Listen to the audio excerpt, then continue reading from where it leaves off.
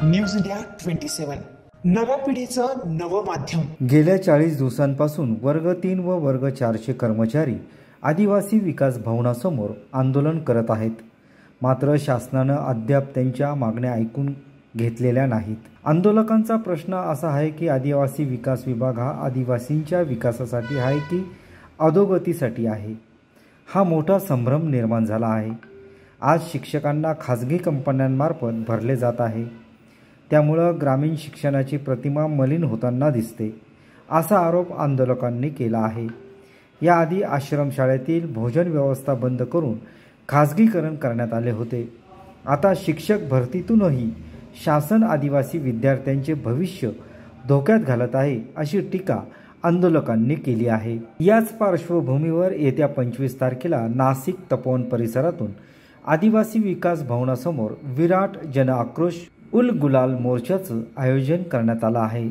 या आंदोलनात अशोक बागुल, प्रभाकर फसाळे, विकी मुंजे, राजाभाऊ वागले, चिंतामण गायकवाड, सोनू गायकवाड, किसन ठाकरे, प्रकाश खराटे, सर्जेराव भारमल, सचिन राऊत, अनिल गबाले त्याचप्रमाणे 12 आदिवासी संघटनांचे पदाधिकारी उपस्थित होते।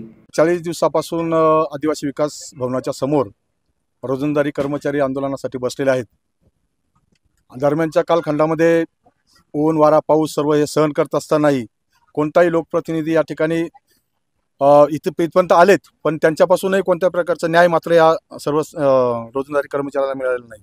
आमची रास्त मागणी आहे की हे जे काही ठेकेदार पद्धती आलेली आहे, कॉन्ट्रॅक्ट पद्धतीने जी का भरती आहे, ही भरती याचा जो जी आर काढला तो जी आर रद्द झाला पाहिजे।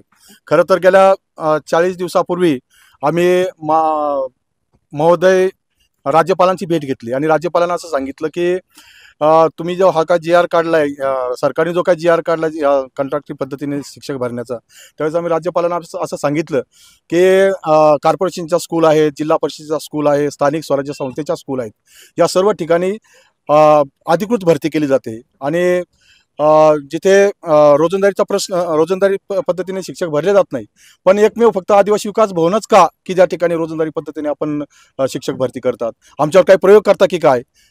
जसे अनेक प्रयोग आदिवासींवर होतात तसा हा प्रयोग आहे की काय? आणि याच्यामुळे सर्वात मोठा तोटा आमच्या आदिवासी समाजाला हा आहे की एकदा जर कॉन्ट्रॅक्ट पद्धतीने या ठिकाणी जर समजा भरती झाली तर आमचं जे आरक्षण आहे ते आरक्षणच पूर्णतः धोक्यात येणार आहे। आता या ठिकाणी नाशिक जिल्हा आणि नाशिक जिल्ह्याच्या बाहेर नगर जिल्हा आहेत, इकडचा धुळे जिल्हा आहे, या सर्व ठिकाणच्या ज्या संघटना, विविध संघटना ज्या काम करतात, सर्व संघटनेचे प्रतिनिधी या ठिकाणी उपस्थित आहेत। आणि त्याचं कारण असं आहे की गेल्या अनेक 40 वर्षातही कोणी जर याच्यावर निर्णय होत नाही तर मग सर्व संघटना या ठिकाणी एकवटलेल्या आहेत। संघटनाच नाही तर लोकप्रतिनिधींना, सर्व लोकप्रतिनिधींना भेट घेतली।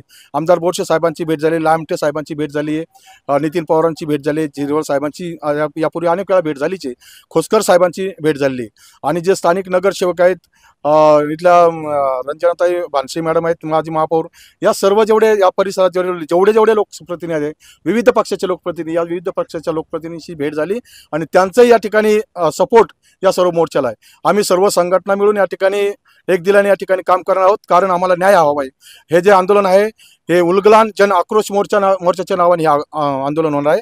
इथे पालघर, धुळे, नंदुरबार, त्याच्यानंतर जळगाव, नगर, नाशिक या सर्व ठिकाणचे बांधव ज्याप्रमाणे मागच्या वेळेस आम्ही मोर्चा या ठिकाणी काढला होता त्याच्यापेक्षाही भव्य मोर्चा आम्हाला या ठिकाणी काढण्याची आवश्यकता आहे, कारण त्याच्याशिवाय पर्याय राहिला नाही। मागच्या वेळेसही आम्हाला फसवलं गेलेलं आहे, जरी आमचा पेसाच्या संदर्भात मोर्चा होता, याच्यामध्ये पेसा हा पण मुद्दा आम्ही या ठिकाणी घेतलेला आहे, आमचे विविध घेतलेले।